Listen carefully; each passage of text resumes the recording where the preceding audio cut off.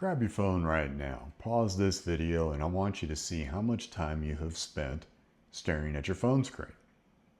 You've also probably got a tablet or computer and you're staring at that as well. How much time do you spend there that you could be spending on something that is more oriented towards self-care? It's amazing how much time we can get back into our life when we do a little bit of a time audit about how much time we spend on screens. And was all of that time necessary?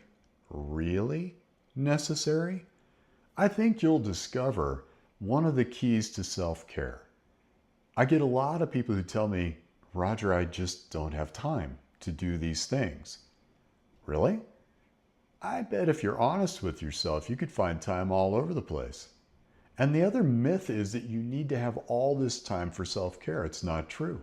It can be done incrementally throughout a day and still have a very positive result, a little here, a little there. But the screen thing, you practice digital detoxing and do self-care practices in replacement of that time you would have spent on a screen, your life will look completely different and very quickly. The idea is to detach from our addictive tendencies to this screen environment. You're watching me right now on a screen. What if you just paused it and said, you know what? I was about to spend the next 15, 20 minutes doing some scrolling. And what was I going to scroll? Was it more the sky is falling media? Doom scrolling is a popular term these days. I think it's pretty accurate. Or am I just looking at puppies and kittens, and as I scroll, deplete the dopamine inside me? What if I took that time and just said, you know, I was about to do this for 15 or 20 minutes. Instead, I'm going to take a walk around the block without my phone.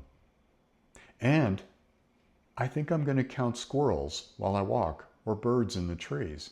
Why would I do that? Because it gives the mind a little task so it stops its wandering. And now you're noticing your actual environment. You're taking a walk through an environment that is more conscious, more present. See, we're very, very distracted these days, which means we're not present. And when I hear people tell me I don't have time to practice self-care, I automatically know that if I sat down with them for 30 minutes and we evaluated their life, we would come up with hours that could be dedicated to practices that are going to move the bar on developing our body, our mind, and our spiritual connection to that which lies beyond physical form. We're just addicted to the ease of it all. Yeah, that's all it really is. So put the thing down for a minute. Ask yourself, how much time was I about to spend here scrolling? And maybe I can reorient myself to doing something different today. You do this enough, and I promise you the landscape of your life is going to look completely different in a very short period of time as you let go of this addiction to doing and you become more being. That's the dance. Do, be, do. And when we dance in the middle like that, we get all the things done, but we're not frazzled at the end of the day. The sky isn't falling anymore, and we realize, you know, things are pretty darn good, actually, overall. It's a change in perspective. And I don't know what color the sky is in your world, but I like the color of the sky in mine.